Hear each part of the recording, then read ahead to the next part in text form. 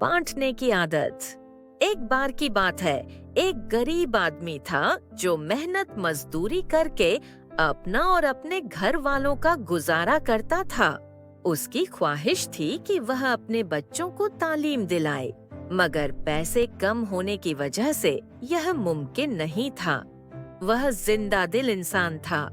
अगर कोई भूखा होता तो वह अपने खाने में से उसे भी खिला देता।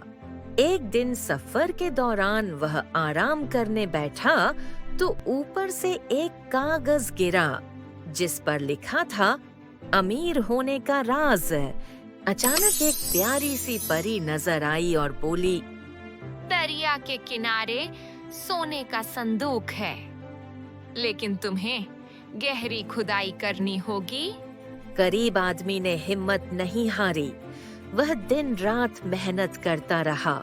आखिरकार उसे सोने से भरा संदूक मिल गया। उसने न सिर्फ अपने बच्चों को तालीम दिलाई, बल्कि दूसरों की भी मदद की। प्यारे बच्चों, याद रखो, बांटने से हमेशा रिज्क बढ़ता है।